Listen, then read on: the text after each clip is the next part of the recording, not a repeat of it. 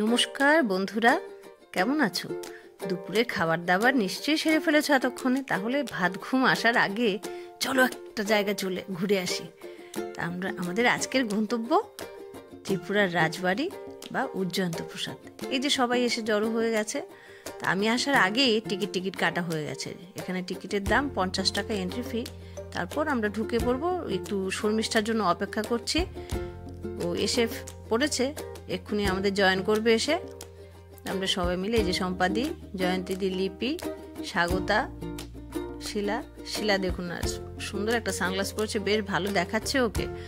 মনে হচ্ছে আমরা দূরে কোথাও ঘুরতে এসেছি, কিন্তু আসলে সেরকম দূরে নয়। কিন্তু এটা আমাদের আগরতলা শহরের প্রাণকেন্দ্রেই অবস্থিত। তো সবাই মিলে আমরা ঢুকে পড়েছি ভিতরে। চারপাশটা দেখাচ্ছি আপনাদের, ঘুরে ঘুরে দেখুন আমার চোখ দিয়ে। খুব সুন্দর জায়গা, আসুন।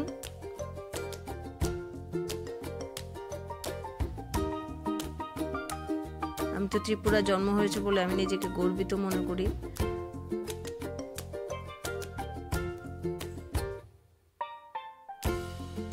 ওই যে দূরে দেখা যাচ্ছে সাদা রাজপ্রাসাদটি, সেটি আমাদের উজ্জয়ন্ত প্রসাদ।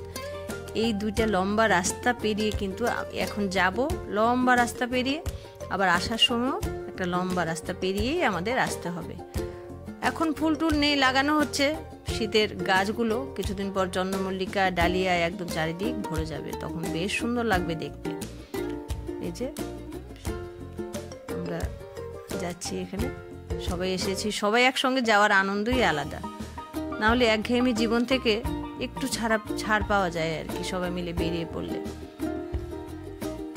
সবসময় তো একই রকম জীবন কাটে, তো সবাই বন্ধুদের সঙ্গে একটু বেরিয়ে পড়লে না মাঝে মধ্যে বেশ ভালো লাগে। তো আমরা ঢুকে পড়েছি, চারপাশটা আপনাদের দেখাচ্ছি। এখানে বসার জায়গা আছে সবাই মিলে। চারদিকে একদম বাহারি গাছ লাগানো আছে, খুব সুন্দর জায়গা। আসলে নিশ্চয়ই একবার ভিজিট করবেন আমাদের রাজবাড়ি। সবাই বেশ খুশি খুশি আছে আর এগুলো খুশির কথা বলছে এরকম মাঝখান থেকে আমার ছবি থেকে মনটা অন্যদিকে সরে যাচ্ছে আর কি। বলছে যে এত দূরের রাস্তা, আমাদের ইভিনিং ওয়াক তো করা হয় না, তো রাজপ্রাসাদ আজকে আমরা ইভিনিং ওয়াক করতে করতে রাজপ্রাসাদ দেখবো। কম কথা নয় কিন্তু, কি বলুন? বেশ দারুণ মজা হবে কিন্তু। কে করতে পারে ইভিনিং ওয়াক করতে করতে রাজবাড়ি দেখা? তো সবাই আমরা হেঁটে যাচ্ছি বেশ লম্বা রাস্তা পেরিয়ে, তারপর এসে পড়েছি একদম প্রাসাদের কাছে।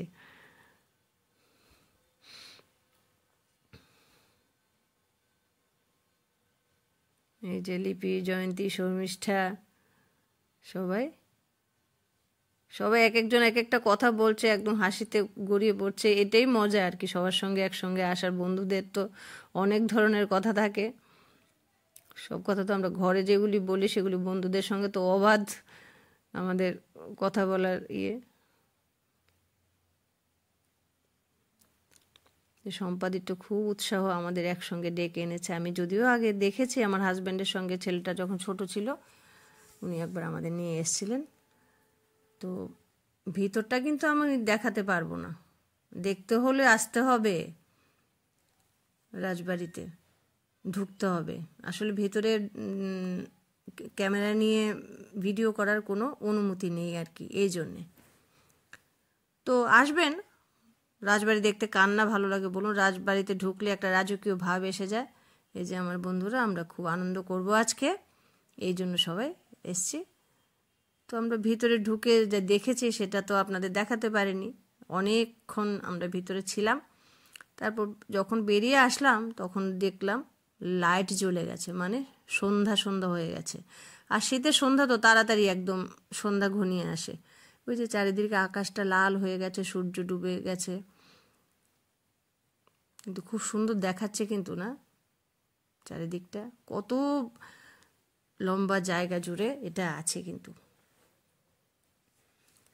তো এটা একটা মিউজিয়াম বা জাদুঘর, ত্রিপুরা রাজ্যের প্রাক্তন রাজপ্রাসাদ আর কি। এটি 1901 সালে মহারাজা রাধাকিশোর মাণিক্য দ্বারা নির্মিত হয়েছিল। এটি 2011 পর্যন্ত রাজ্য বিধানসভার অধিষ্ঠিত ছিল। প্রাসাদটি প্রাথমিকভাবে বহু পাথরের ভাস্কর্য সহ উত্তর পূর্ব ভারতের বসবাসকারী সম্প্রদায়ের জীবনধারা, শিল্প, সংস্কৃতি, ঐতিহ্য এবং কারুশিল্প প্রদর্শন করে। আসল উজ্জয়ন্ত প্রাসাদটি 1862 সালে আগরতলা থেকে 10 কিলোমিটার দূরে রাজা ঈশানচন্দ্র দ্বারা নির্মিত হয়েছিল। এটি 1897 সালে আসাম ভূমিকম্পে বিধ্বস্ত হয়। বর্তমান প্রাসাদটি আগরতলা শহরের কেন্দ্রস্থলে মহারাজা রাধাকিশোর মাণিক্য 1899 সাল থেকে 1901 সালের মধ্যে তৈরি করেছিলেন। তৎকালীন 10 লক্ষ টাকা ব্যয়ে এটি মার্টিন অ্যান্ড বার্ন কোম্পানি দ্বারা নির্মিত হয়েছিল। উজ্জয়ন্ত নামটি কবিগুরু রবীন্দ্রনাথ ঠাকুরের দেয়া। উজ্জয়ন্ত প্রাসাদের যে প্রাঙ্গণটি প্রায় 250 একর এলাকা জুড়ে রয়েছে। এখানে সিংহাসন কক্ষ, দরবার কক্ষ, গ্রন্থাগার এবং অভ্যর্থনা হল রয়েছে। তবে এখানে শামিয়ানা বলে একটি বাইরে, রাজপ্রাসাদের বাইরে পাশে এই যে শামিয়ানা বলে একটি বেশ বনেদি রেস্তোরাঁ রয়েছে। এখানে আসলে আপনারা এখানে চা জলখাবার খেতেই পারেন, ভালোই হবে। দেখুন না কি রঙিন রঙিন ফোয়ারা। ভাগ্যিস ডেকেছিল, আজকে সন্ধ্যাটা বেশ ভালোই কাটলো। সম্পাদি ডাকলো বলে আমরা সবাই জড়ো হয়েছে এসে। সম্পাদি চায় আমাদের সবাইকে জুড়ে রাখতে একসঙ্গে। আমাকে তো ওরা সবাই ভালোবাসে, যেরকম বড়রা রয়েছে সিনিয়র টিচার, ওরা সম্পাদি, জয়িতাদি, জয়ন্তীদি, শিলা, আর ছোটদের মধ্যে আছে স্বাগতা, তারপর লিপি, শর্মিষ্ঠা। আমার সবাইকেই চাই, কারণ সবাই আমাকে খুব ভালোবাসে। আমি তো তাই মনে করি যে সম্পাদি আমাদের।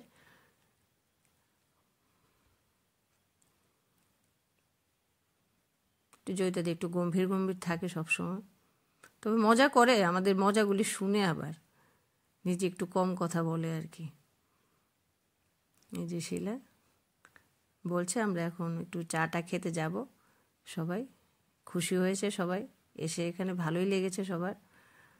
আমরা একটু এখন বেরিয়ে পড়েছি, আবার সেই লম্বা রাস্তা পেরিয়ে আমরা চলে এসেছি। এখন এসে গেছে একটা পাশে একটা রেস্টুরেন্ট ছিল, দেখুন এখনও খালি, অর্ডার করা হয়েছে, এখনও দেয়নি কিছু। তো আমরা এখানে একটু চাটা খেয়ে এই সন্ধ্যাবেলার যা ছোটোখাটো একটু স্ন্যাক্স ট্যাক্স খেয়ে আমরা বেরিয়ে পড়বো আর যার যার বাড়িতে। দেখলেন না রাজপ্রাসাদের পাখিগুলি পর্যন্ত সন্ধ্যায় বাড়ি ফিরে যাচ্ছে, আমরাও বাড়ি ফিরে যাব। তো এখন এখানে কেউ লিকার চা, কেউ সাদা চা আর দুধ চা খেয়েছে, আর কিছু পকোড়া টকোড়া খাওয়া হয়েছে আর কি।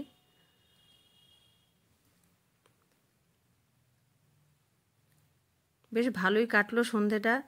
যাবেন আপনারা, বাচ্চাদেরও নিয়ে যাবেন, অনেক কিছু দেখার আছে এখানে, ওরা শিখতে পারবে অনেক কিছু। ত্রিপুরার ঐতিহ্য সম্পর্কে বাচ্চাদের অবশ্যই জানা উচিত।